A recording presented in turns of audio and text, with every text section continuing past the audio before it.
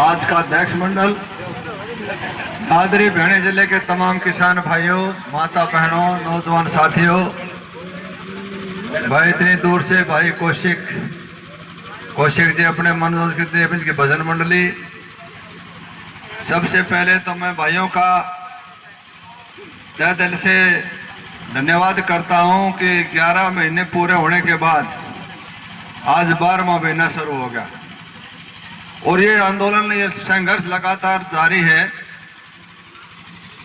सरकार सोच रही थी इनको वैसे उठा देंगे जिस प्रकार दूसरे मामलों में इनको कामयाबी मिल गई थी, और सरकार की मंशा थी ये भी झूठ को सच्चाई में बदलने की कोशिश करते हैं, चाहे कोई भी मामला हो। इसलिए किसान के साथ जो टकराव सरकार का होया, अपनी वाजिब बात के लिए लड़ाई लड़ रहे हैं।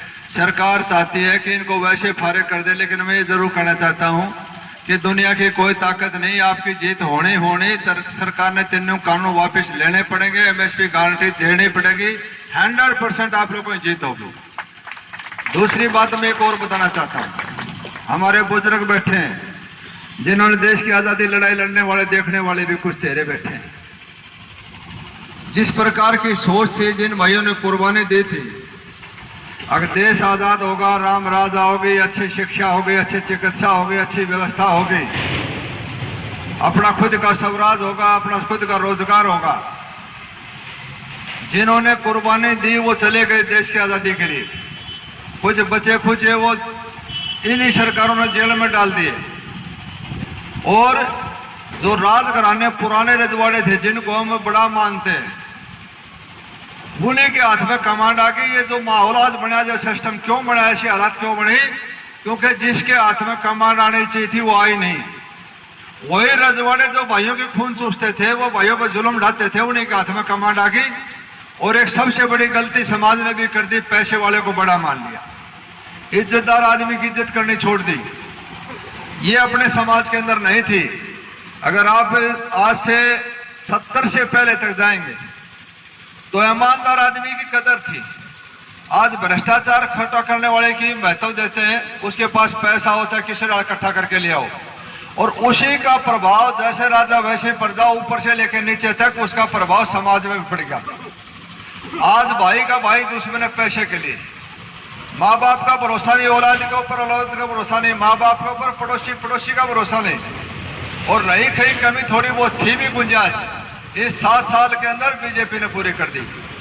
जाति पाति के अंदर इतनी फ्रैक्शन पैदा कर दी, जो साथ बसने वाला है वो भी 24 घंटा शक की नजर से देखता है, अपने आप को सुरक्षित महसूस नहीं कर रहा, जो कुछ होना भी नहीं, लेकिन उसके बाद भी दिमाग में, दिल के अंदर भय है, पता नहीं किस टाइम क्या घटना घट जाए। बिना काम का ऐसा सिस्टम बना दिया, सारी जाति पाति एक दूसरे को नफरत की नजर से। आज हालात परिस्थिति है, देश को ले जाना कहां चाहते थे, देश कहां जाना था, देश क्या बनाना चाहते थे, जो हमारे मूल सिद्धांत, जो प्रिंसिपल, जो सिस्टम था, वो सारा सौदा पिछला छोड़ दिया और एक ऐसा तना बना जोड़ दिया, भाई पैसे ले आओ, छोटा करो, चाहे किसे ढाली आ जाओ। हमारे जो बच्चों को तालीम, जो शिक्षा थी, जिस प्रकार गुरुकुल के अंदर शिक्षित बच्चा निकलता था, वो अच्छे संस्कार था, अच्छा काबिल इंसान था, लेकिन आज के टाइम में बढ़िया डॉक्टर बन जाता है, बढ़िया इंजीनियर बन जाता है, बड़ा अधिकारी भी बन जाता है, लेकिन उसके अंदर एक सबसे बड़ी कमी रहती है, वो इंसान नहीं बन पाता, उसके दिल में दया नहीं है, सेवा भाव नहीं है, देशभक्ति की भावना नहीं है, सिर्फ उसने पैसा चाहिए। आप किसी भी फील्ड में देखो, चाहे कोई अधिकारी देखो, चाहे कोई व्यापारी देखो, पहले व्यापार करते थे वो भी धर्मादाय पैसे लगाते थे, और अब तो सब क्या है, लूट की खांड के अलावा कोई सोच नहीं है, बेड़ा गर्क हो गई देश का। इसलिए मेरी भाइयों से प्रार्थना है, हम सबका कर्तव्य बनता है बेहतरीन समाज बने, और बेहतरीन समाज जब बनेगा जब कोई इसका आगा खींचने वाला हो। पूरे देश के अंदर 135-40 करोड़ की आबादी होगी, एक आदमी जिसका हम अनुकरण करें कि हम ये बनना चाहते हैं, क्या पूरे देश के अंदर भुखमरी होगी? इस बात की कोई आदमी नहीं है साबित। किसका अनुकरण करें? अगर जब ये लीलाराम पहलवान था तो हमारे इलाके के अंदर सब लोग मंगोटी बांधते थे, पंडित लक्ष्मी चंद जब सांग करते थे तो सब पाली भी रागनी गाते थे। हमारा समाज जब पिक्चर चलती थी, अभिमन्यु इसकी, अमिताभ बच्चन की, धर्मेंद्र की, उनकी नकल करते थे। जो भी बड़ी आदमी होता था उसी के वो समाज बनता था। लेकिन आज सवाए झूठ के, चाहे नीचे समाज हो, चाहे नेता हो, चाहे अधिकारी हो, खड़े पालने तोले डाकी बनाए के खड़े पालने झूठ क्यों, नीचे हिले के ऊपर तो झूठ का बोलबाला हो गया। इसलिए अगर इस जिंदगी का जो मकसद था, जो ध्येय था, इस आजादी का आने का जो मकसद था, हर गरीब को न्याय मिले, हर गरीब को शिक्षा मिले, हर गरीब को चिकित्सा मिले, हर गरीब को उसका हक वाजिब हक मिले, लेकिन एक दूसरे का हक खाने की कोशिश करते। मेरे पड़ोस में 5 किले जमीन है, उसके 5-6 बच्चे, और मेरे पास 20 एकड़ जमीन है। तो मैं कहता हूं भाई कारण दे सौदा करवा दे, पड़ोसी जमीन बेचता हो तो मैं ले लूं। पड़ोस में बेरों ने केला के सब क्या खा जा। कितनी गिरावट आ गई, कहां ले जाएंगे इस पैसे को। ये बड़ा बड़ा बंगला, ये कोठी आप लोगों ने बहुत से देख लिए होंगे, जो कई कई हजारों एकड़ के मालिक थे, आज उनके पास 5 मुर्ला जमीन नहीं है। तीसरी पीढ़ी हर हालत में परिवर्तन आएगा। जिस प्रकार सुबह दिन निकला बचपन है, दोपहर जवानी और रात को अंधेरा है, बुढ़ापा है, कहां जाना है कुछ नहीं पता। अगली औलाद के लिए जो हम कोठा करते हैं, उसको पैसे के बजाय, दौलत इकट्ठी करने के बजाय उसको अच्छा संस्कार दो, अच्छी तालीम दो, अच्छे संस्कार मिलेंगे तो देश का बढ़िया नागरिक बनेगा। सबसे पहले जरूरी है उसको पैसे से ज्यादा एक महान नागरिक बनाए, काबिल बनाए, देश के प्रति वफादार बनाए।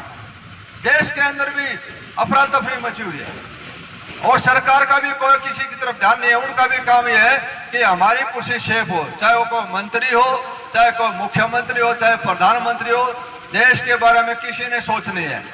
हर साल गांव हरियाणा प्रदेश से नहीं पूरे देश से 60-70 हजार आदमी विदेश में चले जाते हैं अपनी सुविधा को। जिसके पास 2 पैसा होया उसी ने उड़ान भर दी, और यहाँ का जो समाज वो पिटता चला जा रहा। क्यों है कि कोई सुविधा नाम की चीज नहीं है। और जो भाई बाहर भी जा रहे अपने बच्चों को भेज रहे, मैंने पहले भी बताई थी, उन बच्चों के अंदर बाहर की शिक्षा जो पद्धति जो सिस्टम है, कल्चर है, वो यहाँ नहीं हो सकता अडॉप्ट। यहाँ का सिस्टम तो यहाँ के हिसाब से चलेगा।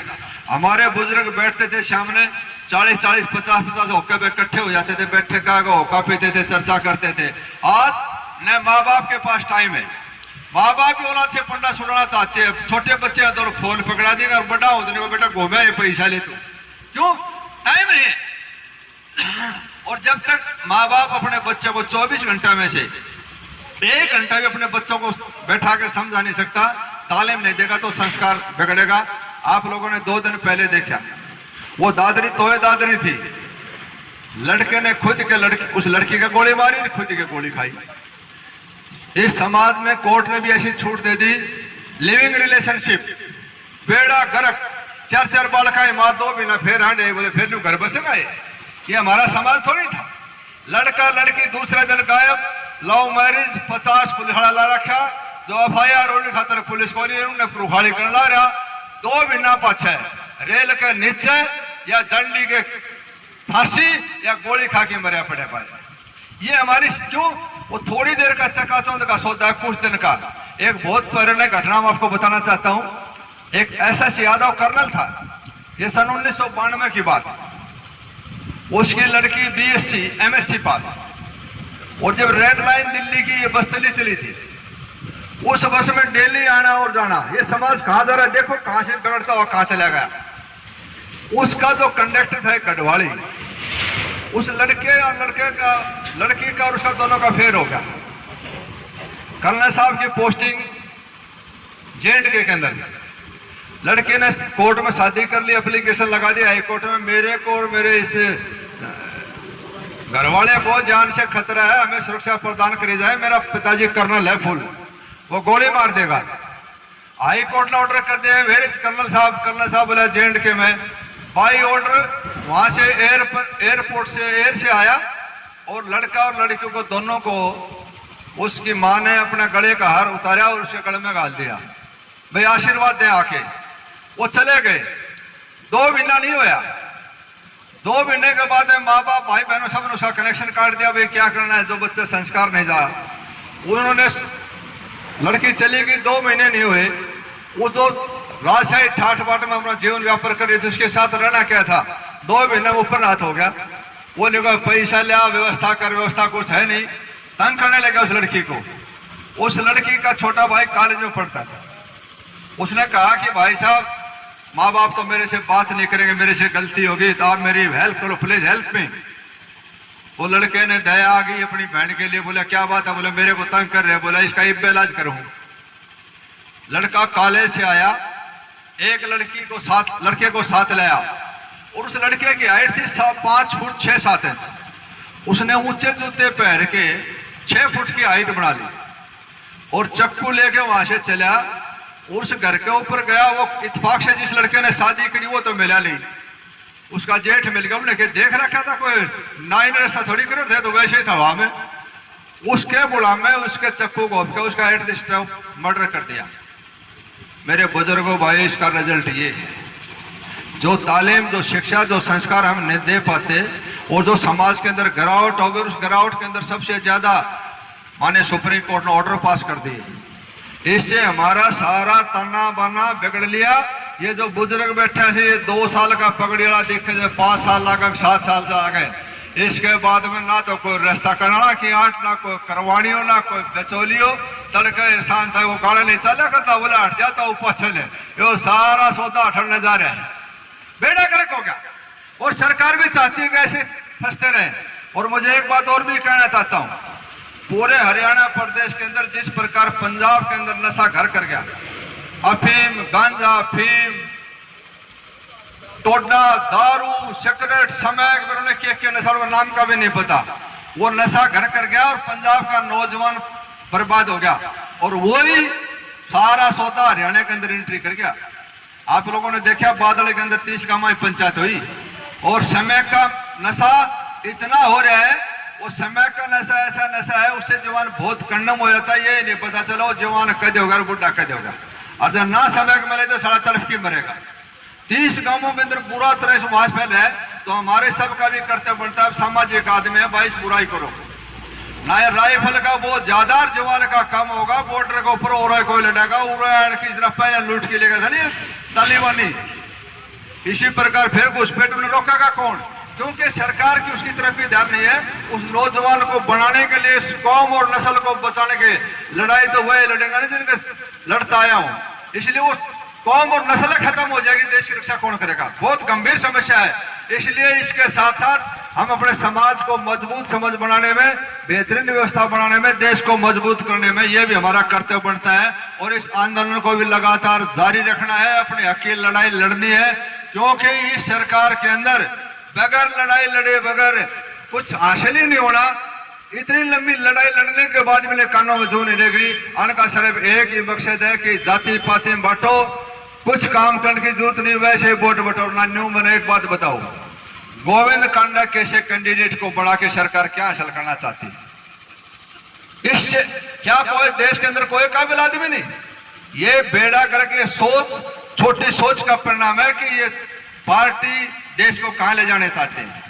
इसलिए कबीर ने भी कहा है, यही वक्त है बेला सा, तो यही समय जागने का, पानी से पहले पाल बांधी जाए। इस व्यवस्था को बदलो। और आने वाले टाइम में मैं तो कहता हूं, ये जो नेता कहते हैं कि भी राजनीति वाले बैठे हैं, जितना भाई बैठे सारा इलेक्शन लड़ो, क्या दिक्कत है? क्या हक नहीं हमारा? किसान भाई अगर इसमें शामिल होते, किसान के 5-10 मेंबर ऑफ पार्लियामेंट में मेंबर होते और राज्य अपने विधानसभा के अंदर 20-30 किसान की जो पीड़ा को जानने वाले जो कानून बनाते हैं, उसके अंदर हमारे बच्चे भागीदारी होती, तो हिंदू मैरिज एक्ट और लव लिविंग रिलेशनशिप ये कानून पास नहीं होते, क्योंकि वो बताते और वो ज्ञान ही नहीं था। अब हरियाणा की कल्चर क्या, साउथ इंडियन का ये सब सर उसको क्या पता? हमारी कल्चर को तो हमारा बच्चा ही जानता है। इसलिए वो सारा सौदा बेड़ा गर्क हो गया। इसलिए आने वाले इलेक्शन में भाई यो भी कसम खा लो, अपने भाइयों में से किसी को बनाओ, किसी को चुनो, लेकिन पार्टियां दरपंडा छुटा ले। यह मेरी प्रार्थना है। लगे रहो, डटे रहो। कौशिक साहब का भी धन्यवाद भाई। कौशिक साहब संभालते रहे, हम तो भागड़े आदमी था। आपकी यह कविता है, थोड़ा सा बोलना है, दिल सा लगे रहेगा, इस भावना जी में बैठे रहेगा। तो मैं भी एक आधी रागने सुनने का शौकीन हूँ आपकी। तो 2-3 नारे मेरे कहने से लगाना। हर टोल के ऊपर अपनी आवाज बुलंद करना। कितना टोल की आवाज आज दुनिया की आवाज बन चुकी है। आपकी ताकत है तमाम खापों के, तमाम पुराने जिले के भाइयों के। 2-3 नारे लगाना। किसान एकता, किसान एकता, खाप एकता, भाईचारा एकता, नारी शक्ति। आप लोगों की बहुत बहुत मेहरबानी।